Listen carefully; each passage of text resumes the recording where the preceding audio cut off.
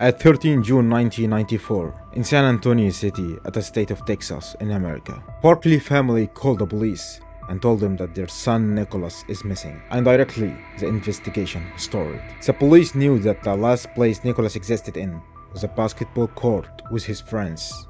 Jason said that for a reason. Nicholas told him to leave and I will follow you home after a while, but from then he disappeared completely. The police continued searching and investigating for months, but it's like he evaporated and no one has seen him. Everyone thought that he is dead, until 3 years from his disappearance. At 1997, the police called Barkley's family and told them that your son Nicholas is alive, and that he is in his pain right now, but he partially lost memory. We want one of you to go there to recognize him. And in the second day, his sister traveled to recognize him, to make sure whether he is her brother or not. And when she saw him, she swore that he is her brother. They got him back from there, and the family welcomed their lost son with warm welcome. And everyone was convinced that he is Nicholas and everything was okay. But the misfortune and the surprise that no one expected was that the one who is living with them right now is not their son, Nicholas. And he's not a layman. He is a criminal who's like a color-changing chameleon, turned all of Europe on its head. And the international Interpol was trying for years to catch him. For those who are watching me for the first time, I'm Amin, the narrator. I talk about everything weird in the blind earth. And today, I'll tell you about a criminal who was able to impersonate 500 identities during his life and deceive 2 big continents, Frédéric Bourdin, or like they call him, the color-changing chameleon. Frédéric was born in 1974. He was born in a small village called Nanatir, in the suburbs of Paris. He lived with his mother the first 3 years of his age. But his mother doesn't know anything about morality. She was ignoring him all the time, with her adulterous relationship, to the point that she didn't know who was the father of Frédéric basically. She gave him to her father and mother to be raised by them, meaning that Frédéric was raised by his grandparents. Their life wasn't much better, but at least there was someone to take care of him. He continued to live with them until he turned 15 years old, and at that age, he discovered his strange talent when he turned 15 years old. He was telling everyone that his father is a British intelligence agent, and that his mother died in a traffic accident. That's why he's living with his grandparents. The special thing about Fred, that he wasn't just lying, he was actually believing the lie, and lived by it to the point that actually everyone around him believed him. Fred entered the juvenile prison in the Mosham area once he turned 16 years old, where he lived with his grandparents, because he was involved in fraud and theft actions. But instead of romantic in the jail, things developed further with him. So he started training in the new things and skills, which made him a super actor. In prison, he was driving them crazy. Every day or two, he falls to the ground, convulsing on it, then claims to have an epileptic seizure. Then he faints, and once he opened his eyes, he was telling everyone around him, "Who am I? And where am I?" And he pretended to have lost his memory. After some days, suddenly, he recovered his memory all of a sudden. Even sometimes he was pretending to be crazy, and the strange part, that everything he was doing, everyone was believing it. Everyone was believing him, so much so that they moved him to the hospital to treat him like he is actually a crazy, or amnesia, or he have epilepsy. Even the doctors there couldn't expose him. All what he wanted is to go to the hospital so he can escape, and he actually escaped. But oh, joy that didn't last, because after he escaped, he moved to Paris, and he saw that the only solution to live a decent life is to move on to Britain.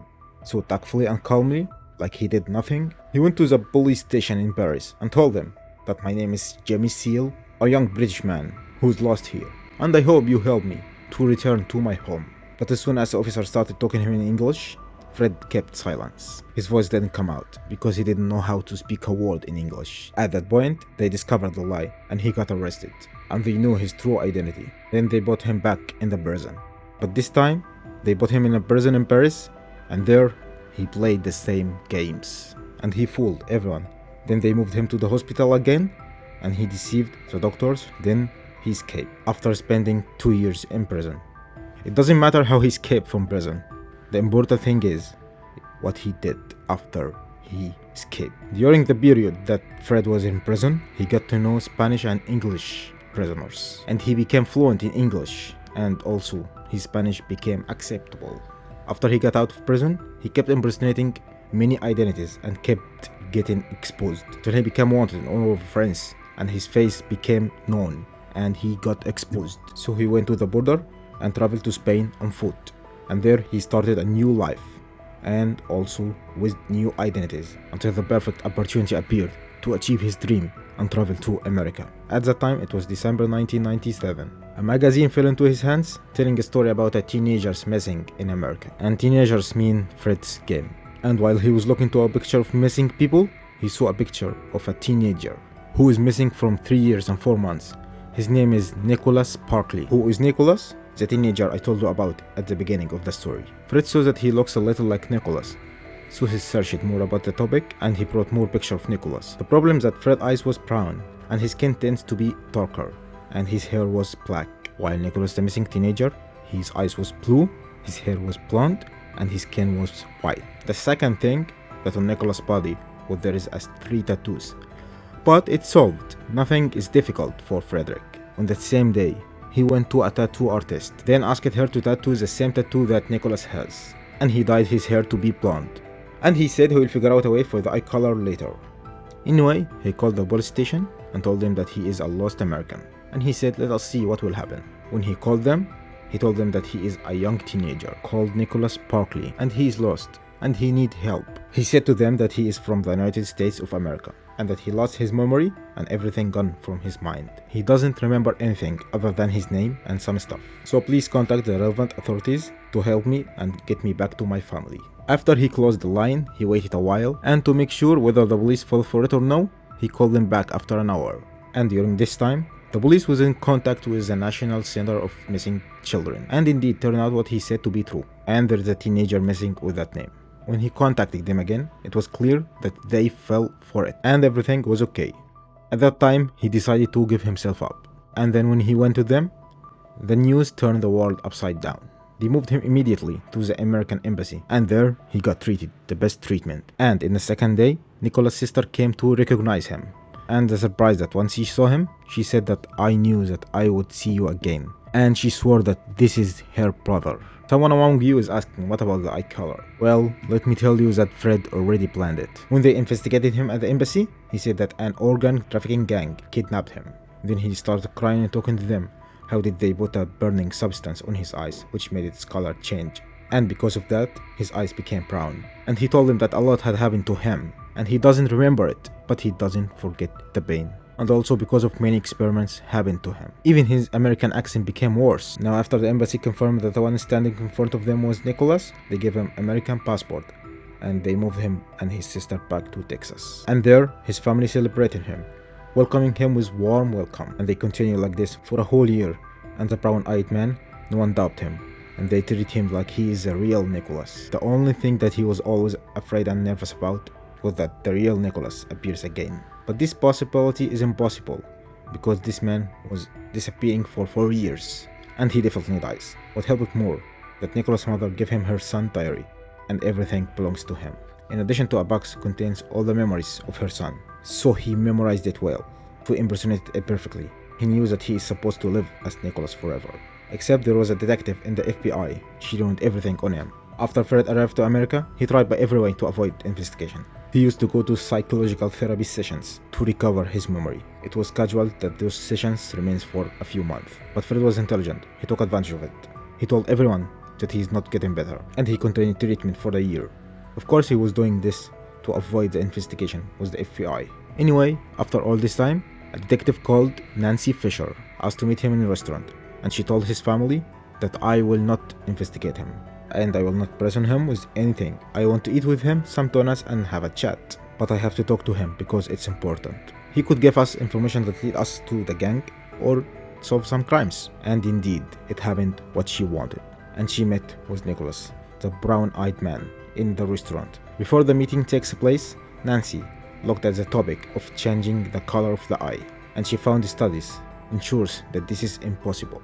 So before she meets him, she was sure that she will meet someone else, not the real Nicholas. And indeed, she made sure from everything she saw by the first second she sat with him. When Fred sat in front of her, he studied Nicholas' identity very well. He was well trained to deal with a detective, but he forgot a small thing, which is unexpected, and the cleverest mistake was a thousand. When he sat in front of her, He dyed his hair in blonde since some days, and the hair started to grow, and the roots of his hair, which was black, was clear to the detective. So she noticed too that he is not blonde, but as long he was good at lying, when she started talking with him, she started to be convinced that he is Nicholas actually. She said that he was incredibly convincing. Even his body language shows that he is trustful and not lying, and the only evidence that she had was the color of his hair and the eyes. The meeting ended, and Nancy called Nicholas' mother and told her immediately, "This is not your son." Except the mother flatly refused. She even refused to do any analysis of his identity, and she asked the detective not to communicate with them again by any shape, way, or form. Surely now a number of questions come to your mind. I wonder why the mother refused to meet the detective, and why she was so convinced that he is real Nicholas, and that he is her son, not someone else. The normal thing that if everyone was confused about someone, his mother won't ever confuse about him.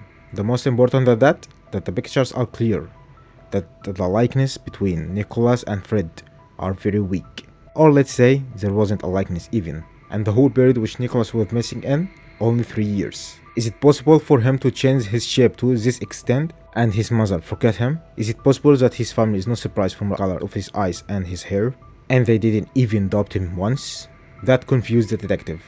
Now, let me tell you that what has passed was a face, and what is coming is another completely face. Now, let me tell you what happened with Fred, and I will answer all these questions after a while. When the detective saw that the road ahead was dark, she contacted the FBI office, and when they searched about the topic, they found additional differences between both identities, which is the shape of the ear. Subsequently, these evidences settled the matter, and it became necessary to intervene. They issued an arrest warrant for Nicholas lookalike, and he was immediately arrested. Once Frederick entered the police station, he confessed everything. He didn't resist. He didn't go in a circle. He was accustomed to it. It's not his first time to sit like this for an investigation. He told them everything, and indeed, he has been put in jail, and they judged him by 6 years in prison. But after this judgment, his case became a case of public opinion. Everyone wanted to set him free. They said it's cruel what you done to him. Of course that happened because Fred was able to convince the press and the public opinion that he is really Nicholas. And what is happening to him is a conspiracy between his family and the police, because they refused to return him.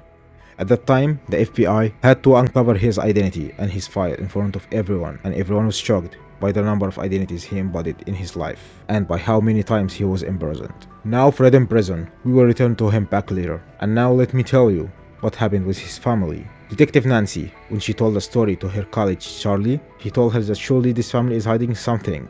And of course, they are not convinced that this is their son. So why did they hide it?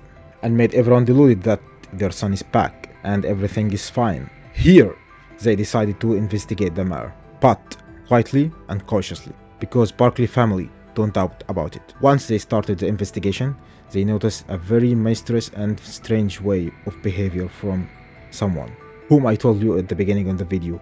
Remember this name very well. Exactly, Jason, Nicholas' big brother. When Nicholas' lookalike appeared after 3 years of a disappearance, Jason's reaction was inconvenient. His family says that he was not happy with the return of his brother. On the contrary, he was nervous once he heard the news, and once Nicholas arrived, the whole family was waiting for him, and they celebrated him.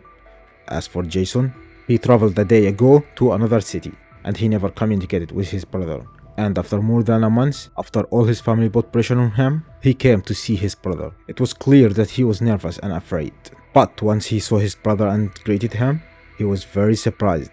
Then he smiled, like he knew that he is not his brother. But he didn't say anything. On the contrary, he gave him a gift. And after a few hours, he traveled and never met him again. Detectives also paid attention to something they knew after. That in the past, once Nicholas disappeared, at the time, Jason called the police and told them that he had seen his brother trying to break the garage door and enters the house. When the police arrived, he told them that he ran away and disappeared. And the question, how did he appear and how did he disappear? And why he tried to break his family's house and enters this way? Most importantly, why didn't Jason get closer to his brother and talk with him? They told him that this is your brother. If you saw him trying to break the door and enters the house, you're supposed to help him, not to call the police. And indeed, Nancy and her colleague started to investigate Jason officially. And throughout the investigation, he was nervous. Sometimes he cries. and says I don't know anything and I had nothing to do with anything, and called for a lawyer. And indeed, they brought him a lawyer, and they able to stop the investigation. And after a few days, before the date of the second investigation session, something unexpected and shocking happened. At that time, news reached Detective Nancy that Jason is dead as a result of taking drug overdose. And by that, the only witness in the case of Nicholas' disappearance has gone. The detective tried to check with Nicholas' mother that she has important information, but unfortunately, she couldn't do anything because she didn't have any evidence, and Nicholas' mother was able to stop the investigation process through the lawyer. She claimed that her psychological condition, after she lost her two boys, never allows her to enter an investigation. And unfortunately, the case was closed, and the story of Nicholas remained a mystery until this moment. As for Frédéric, after the prison period ended, he was deported to France by 23, and there, after a few days, Frédéric Bourdin's identity has disappeared, and he appeared as a teenager called Robin Sanchez. And as usual, he was exposed, and he got locked up, and his story became on everyone's tongue. He became famous in all of Europe, and even America, and he kept repeating the same things until 27. This year was the first time he decided to stay with his true identity. It was credited to the girl who knew, loved, and married her. Since then, he got a promise on himself to completely turn the page on the past. Frédéric Bourdin, today he lives with his family in France and his 5 children. He has an account on TikTok, talks about his adventures, and he stated that he impersonated more than 500 identities during his life. When they asked him if he is missing those days, he told them that the goal in everything he did was to live in peace and to feel the warmth of family, and always seeked to spend time with a family. Contains mother and father and brothers. And today he got a family. That's why there is no need to live with an identity other than his own. That was our story for today. I hope you like it. If you enjoy prison escape stories, no matter how dangerous and controlled the prison is, I advise you to watch the story of the master of the Japanese prisons, Yushi Shiratori, and you will know the story of the dangerous and the strangest prisoner in the history of Japan, and you will feel sad for him. I am Amin the narrator. See you in another video.